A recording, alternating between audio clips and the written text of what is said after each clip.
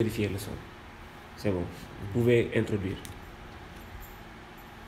Bon, comme nous l'avons fait rek sànq suñuy mbokk yi dañ doon recevoir tey si en direct de Charles Faye koo xamante ni moom mooy Bachir Fofana nekk benn journaliste bu xarañ jot leen liggéey man xam naa si dara parce que liggéey naa ak Bachir il y a quelques années de ça c'était au groupe comme 7 boobu ñu woon Info 7 moom laa recevoir tey pour ñu mun a toog di waxtaan si loo xamante ne moom mooy Bachir Fofana dafa ñu présenté pour nit ñi balaa ñu commencé ba pare moom mun a wax si loolu mun a wax tam si communication bi en même temps mun a dem si loo xamante ni moom mooy son ambition. Bachir, je suis très heureux quand même de te recevoir, de vous recevoir en principe on devait dire de vous recevoir.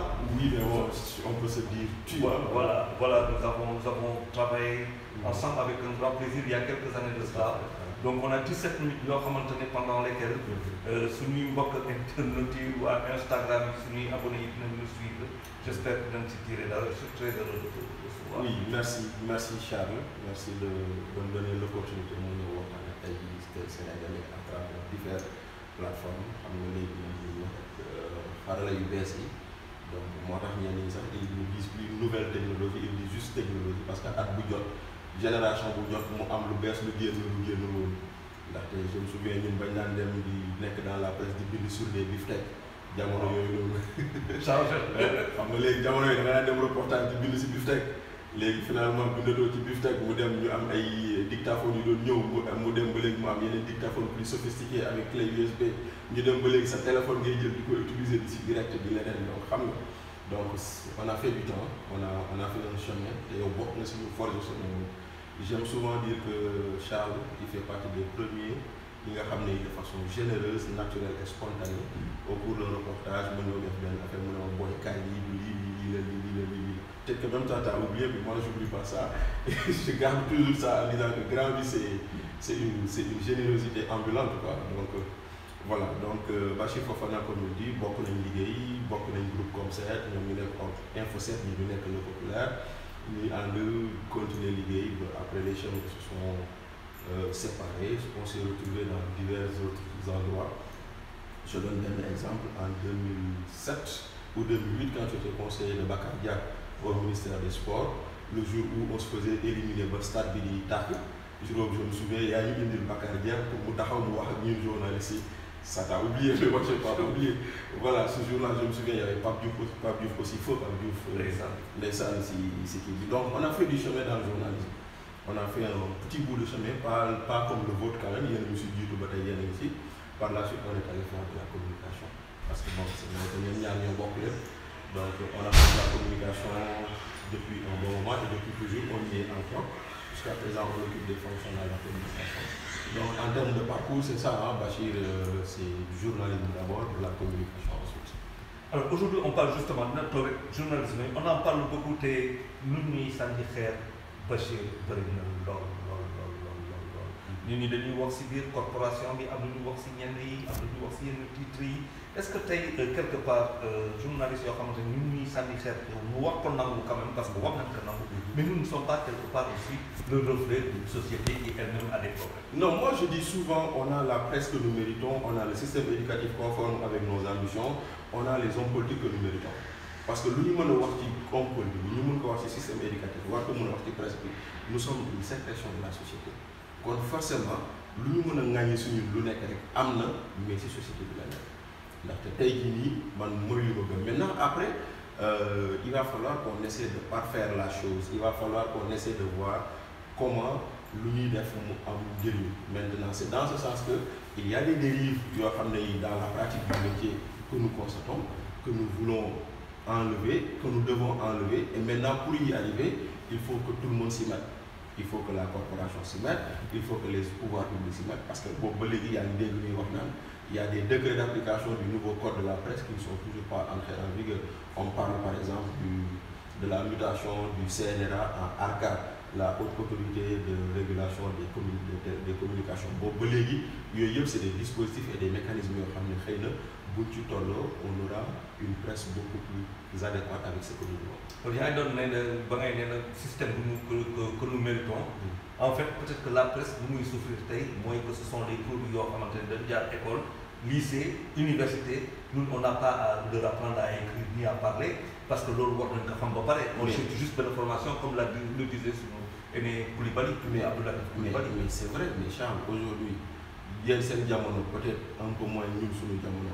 Tu avais en classe de CM2, tu savais écrire une lettre. Aujourd'hui, dans les débats, ma soeur qui me l'a français. Donc pourquoi? Parce que à un moment donné, les gens, sous prétexte de l'éducation pour tous, ils disaient fais passer. Je donne un autre exemple. À l'école primaire, on dit qu'on n'accepte pas le redoublement dans les classes d'acquisition. Madame, on fait CI, C1, CM1, maître de Amour droit, on redoubler même si tu es le dernier de la classe. On te fait passer. Ah oui, c'est ça qu'il y a dans ce système. On n'accepte pas le redoublement. Donc, vous voyez, dans les classes de consolidation, des CP, C2, accès. Imagine par exemple une classe de 100 personnes, CI, nous avons 100, nous avons CP. Nous avons CP, nous avons 6 94 qui vont en C1. Les 94 qui vont en C2, on en tire encore 6%.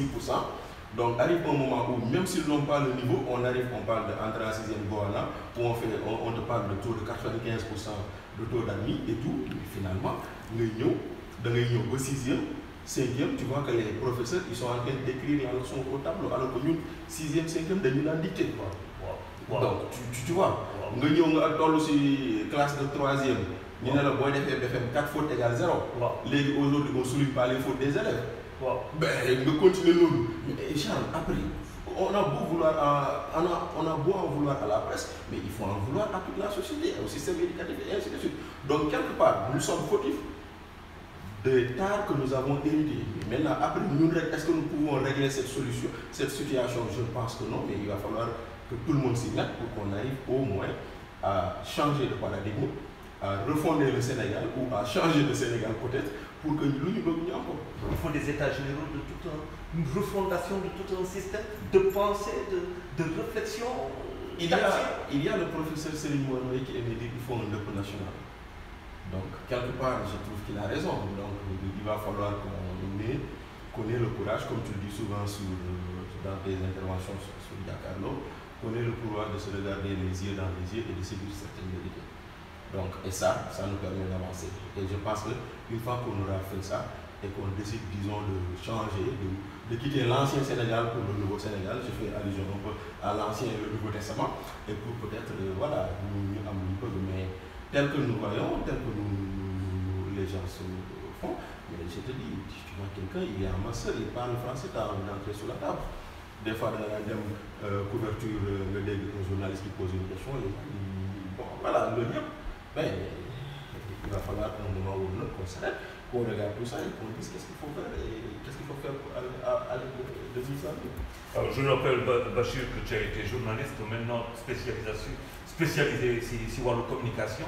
Justement, tey si wàllu communication, moom la ñu wax bu ñu koy dégg bu bëri, mais c'est pas quelque chose qui est forcément présent si lu ñuy def. La preuve mooy que foo dem communication mooy parlant pauvre de te foo beneen yeneen dëkk yi justement communication ci la ñuy commencer pour mën a atteindre objectif yoo xamante ne moom la ñuy fixé. Xam nga la communication pour moi, même si elle existe depuis très longtemps ailleurs, ça fait partie des métiers nouveaux dans ce pays. Non, la culture. Pourquoi je dis ça fait partie des métiers nouveaux? Pendant très longtemps, les gens, quand il fallait chercher un communicant, ils sont allés prendre des journalistes. Pendant très longtemps, je suis passé par là, tu es passé par là, quelqu'un est passé par là. Donc, en fait, c'est parce qu'on a toujours dit journalisme ou la communication, c'est 2 minutes dans une émission, dans un reportage, c'est mobiliser les journalistes. Ça, c'est l'aspect le plus infime, le plus minime dans le travail de communication. Donc, forcément, les décideurs ont toujours regardé les spécialistes de la communication, les communicants comme quoi que moi, Charles Wall, journaliste, j'ai une activité. Ah, douloureux. C'est-à-dire que, avant même que tu dises j'ai une activité, qu'est-ce que tu vas dire, comment le dire, quoi dire, quand le dire, l'eau c'est de la communication. Et malheureusement, c'est à ce niveau que beaucoup de nos décideurs pêchent. Je donne l'exemple, un président de la République, Warren Boudad, selon moi, vous avez dit le vaccin, il blaguait, mais un président, c'est pas ici. Président de Boudad. Président, nous avons fait le Charles en blaguant, ça passe. Bachir Mounakot, mais quand le président le dit, ça fait quelque chose. Après, il n'y a pas d'accord. Donc, très mauvaise communication. Donc, effectivement, tant que les décideurs ne prendront pas la communication, non pas comme la 4e ou la 5e roue de secours. Il y a 1, 2, 3, 4. Je te parle de 5e roue de secours. Donc, tant que les gens ne prendront la communication comme la 5e roue de secours, ni régler les mecs. Maintenant, si vous voulez réussir, il faut associer la com en amont de toute activité. Charles, je veux faire ça. Écoutez, comment on le fait? Le momentum bi baaxul timing bi moo gën su lii ñi nga koy defee et cetera jusqu'à ce que bu génn ñëpp tàcc ñu ne Congo. On a toujours loué les qualités communicationnelles de Barack Obama, mais bu leen xam ñu nekk ci ginnaaw bi liggéey pour loolu mu am, parce que c'est pas des gens yi nga xam ne dañuy tëb rek wax. Chaque mot qui sort de leur bouche est pesé et supposé, parce que xam nañ importance bi, xam nañ contexte bu ñu nekk. Parce qu'aujourd'hui, dans le cadre, par exemple, de la situation en Palestine, il y a des mots que tu sors, tu déclenches la guerre. Donc c'est de la communication. Donc, tu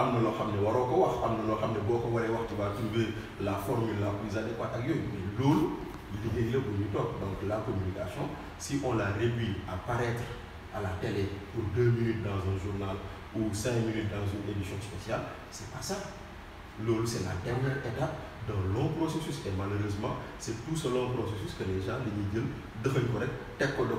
On confond une information diffusée avec la communication. Exactement. Est-ce que quelque part aussi, à mon sens, une communication, un manque de communication, une mauvaise communication, on doit évaluer l'impact. Est-ce que nous non, nous sommes une société fast-food. Ce que j'appelle société fast-food moderne, on veut consommer tout de suite d'absolument quoi. Donc, conséquence, le temps de l'évaluation, que ce soit dans la communication, que ce soit les politiques publiques, on annonce de nouveaux programmes sans jamais évaluer les anciens, on annonce de nouvelles décisions sans jamais mesurer les anciennes décisions, la moitié part, le moitié part. Effectivement, de façon globale, on n'évalue pas la communication. Et bien, il y a beaucoup de structures publiques, bon, on a une stratégie de communication, ils vous disent non. Mais justement, stratégie de communication, donc c'est arrêté tout. Nous brûlons le cœur.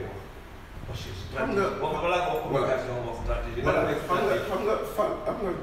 je donne mes sessions de formation, parce que j'interviens souvent sur le domaine, je leur dis, je leur dis, c'est ça qui différencie la stratégie et le plan. Donc la stratégie, c'est quoi dire?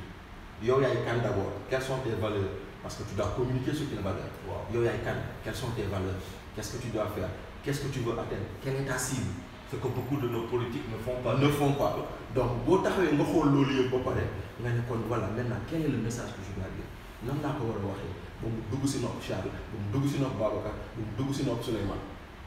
Donc c'est ça la stratégie. Maintenant, le plan, moi, chaque année, ce que tu fais, quels sont les objectifs que tu vas atteindre? Tu vas dire que pendant cette année-ci, je vais faire tant d'activités, je vais faire ça, je vais faire ça. Maintenant, à la fin, si tu suis la boucle, c'est là où l'évaluation vient. C'est l'évaluation qui te permet de dire stratégie pour me dire je la maintiens, ou bien stratégie pour me dire je réoriente et je continue. Donc, stratégie de communication, moi, le plan, c'est parce que c'est pas important. La preuve pour venir chez toi, je t'ai dit Charles, envoie-moi ta localisation.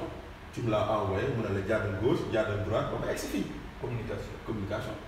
Quand madame tey boo yoroon entreprise communication buy njëkk mooy boo xamante ni moom ngay def civil entreprise moom la ñuy wax communication interne balaa nga sori dem ci biti ñuy wax communication extérieure te yenn saa yi gis nañ yenn ministre yi bu ñuy toog di wax te tàmmuñu ko wala préparé wuñu si comme il faut la ñuy ñàkk recette mooy la crise de communication de crise. Si j'ai bien compris loolu. Voilà xam nga en fait la communication interne lu tax mu am solo yow tu travailles dans un groupe de presse, tu portes l'identité de ce groupe de presse. Donc, vous faites que tu ne te sens pas à l'aise dans ce groupe de presse. Vous avez un groupe alors que vous êtes les premiers ambassadeurs de l'organisation dans laquelle. Donc, il faut que vous ayez aussi un groupe. Vous avez une identité. Vous avez une identité, vous avez ambassadeur, vous avez des valeurs communes. L'autre day fait que nous avons des communications ascendantes, communication descendante, communication horizontale, le bu boobaa nit ki day ñëw mu wax ak les partenaires sociaux muy ñëw en tant que manager de temps en temps bu wàcc dugg si bureau yi wax ak nit ñi de temps en temps les grandes décisions bu ñu ko waree jël bu ñëw boo nit ñi teg leen partagé ko ak ñoom bu boobaa les gens sont informés sont impliqués des fois mu bëgg a jël benn affaire mu ñëw mooy leen sa waay lii moom lan laa ko bëgg a jël lan ngeen ñu ne lii ak lii même si il voulait ça mais il vous fait porter la décision donc ça a plus d'impact parce que dañu naan ñun ñoo ko porté ñun ñoo koy défendre et ainsi de suite. Par le leadership. La communication par le leadership. Maintenant après nag bu boobaa nag nga def la communication externe boobu noonu nag ñenn ñi elle a un volet commercial si c'est des entreprises publiques elle a un volet institutionnel pour l'image la crédibilité la notoriété de l'entreprise. Maintenant de temps en temps nag les entreprises sont confrontées à des crises. bu boobaa nga dugg ci communication de crise mu doon beneen forme de communication mooy lan mbir dal na sa kaw comment le gérer mais nag nit ñi dañ la naan la communication de crise c'est comme quand tu voyages Charles tu vas faire 3 jours en France mais tu vas amener 5 tenues au cas où nga ñëw ba aéroport ñu ne la sa avion bi am na retard comme ça au moins tu es préparé en amont.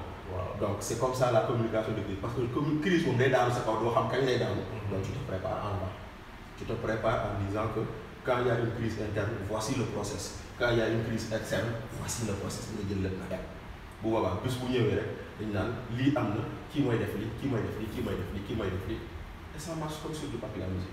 Donc on a beaucoup à apprendre sur la communication. On peut intégrer en termes de normalité. Tout à fait. Tout à fait. J'espère que content en tout cas defe naa suñuy déglu nii suñu xarit Bachir Fofana qui donne vraiment des explications peut-être lu enrichissant mais Bachir da nga def journaliste spécialisation communication dafa am nga si da léegi ngay dem si beneen terrain boo xamante ne boo la di kenn xamul fii beneen journaliste lu benn tey si politique pourquoi nga sentir nécessité kooku balaa ma lay ñuy dugg si say ambition si sa bopp.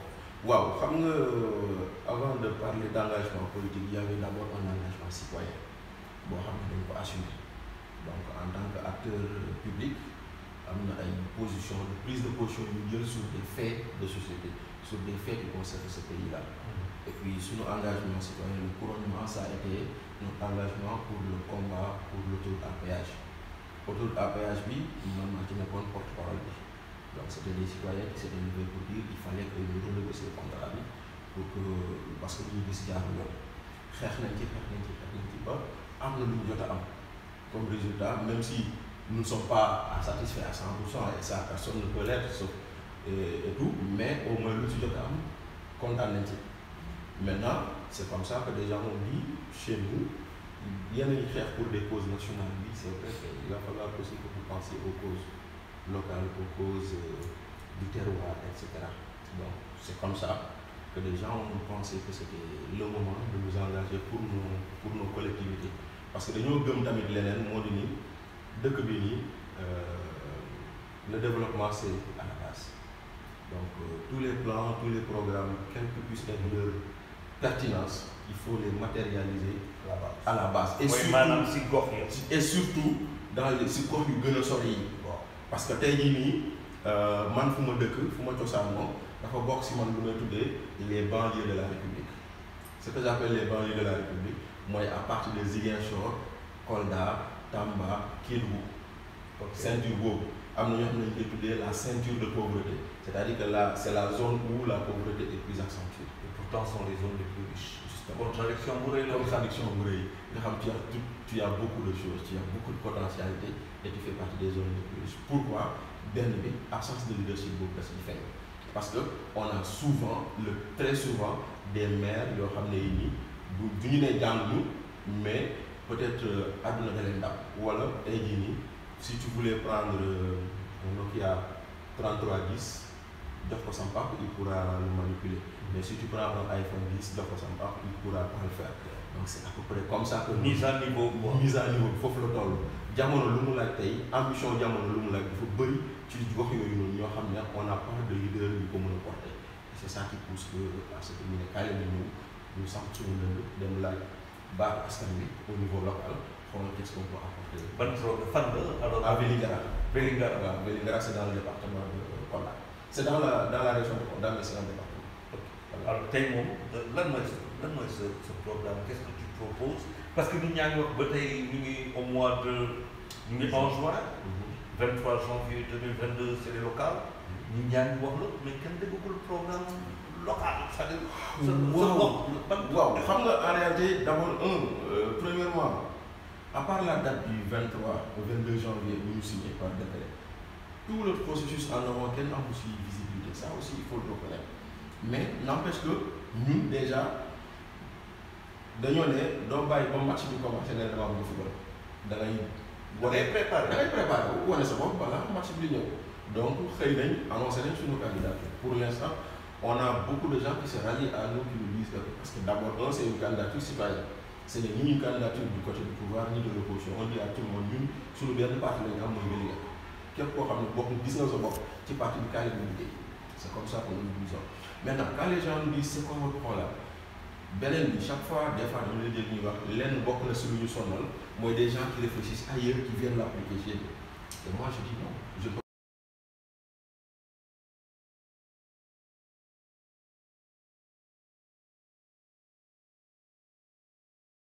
des fois suñu gox yooyu aussi on confond souvent compétence état ak compétence maire donc je donne un exemple Vélingara réclame un hôpital comme Kaffrine comme Kédougou nu mu ko amee mais c'est pas le maire de le faire mais le maire peut porter le plaidoyer comment il porte le plaidoyer en désignant une assiette foncière bien état maa leen jox fii nii pour ñu ñëw def fi hôpital exemple donc yooyu noonu xam nga bu boobaa ce que tu dois porter tu le portes donc on aura ces trois types de solutions et c'est de ce forum on dira voici le programme que nous voulons faire et ce programme bu boobaa mooy lu ma doon wax léegi en matière de communication dans une institution quand ces décisions sont portées par tout le monde leur appropriation devient plus facile et beaucoup plus simple aussi.